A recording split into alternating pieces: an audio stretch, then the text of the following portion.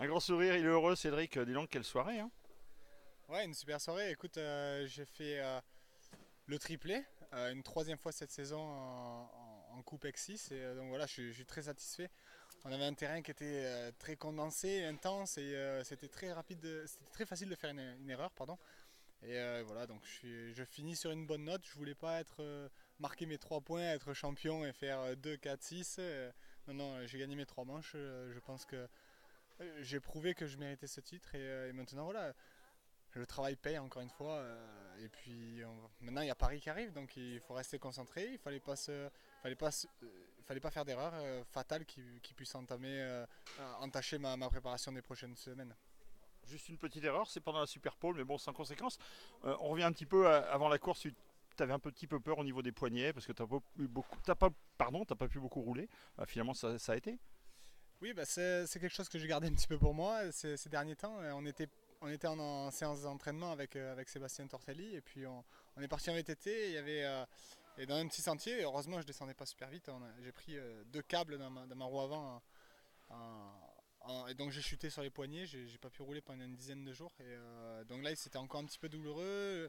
Ça m'a vraiment perturbé parce que je pensais être remis presque à 100%. Et d'avoir encore quelques douleurs au premier essai, j'étais pas super bien au fond de moi. Puis j'ai changé quelques réglages et puis ça a été. Je me suis dit, voilà, dans tous les cas on va faire avec. Et maintenant voilà, je sais que je vais pouvoir m'entraîner correctement quand même les semaines qui arrivent. Mais comme je dis, hein, je le répète encore une fois, c'est Paris l'objectif qui arrive. Alors, Paris, t'as toujours bien réussi, Lille aussi. Tu arrives avec de grosses ambitions à Paris, nouveau stade. T'en attends quoi de ce Paris 2017? Ben j'attends, j'attends beaucoup. Après, j'aimerais prouver voilà qu'on n'est pas des manches en France et que qu'on mérite nos titres de champion de France, qu'on mérite nos titres de champion d'Europe, parce que voilà quand des Américains viennent, il faut qu'on arrive à en battre quelques-uns quand même. Ensuite, voilà, on va pas arriver. Je pense que Marvin sera au-dessus. Il y aura des Jérémy Martin. Il va y avoir un plateau excellent. Et ben voilà, moi, je travaille en conséquence, mais voilà, je fonce, on verra bien ce qui arrive. C'est surtout ça. Alors tu fonces avec eux et puis tu vas aller les voir l'année prochaine, c'est la grande nouvelle. Ouais, bah, c'est un projet que j'ai en tête depuis pas mal de temps. Je sais que j'ai re-signé, je vais faire l'Arena Cross à partir du premier week-end de janvier, donc je vais enchaîner jusqu'à mi-février. Et ensuite, je partirai aux US pour faire 5 épreuves. 5 épreuves pour le moment sous mes couleurs à moi. Donc ça sera sûrement, il y a beaucoup de chances que ce soit une Suzuki parce que je me sens super bien sur cette moto.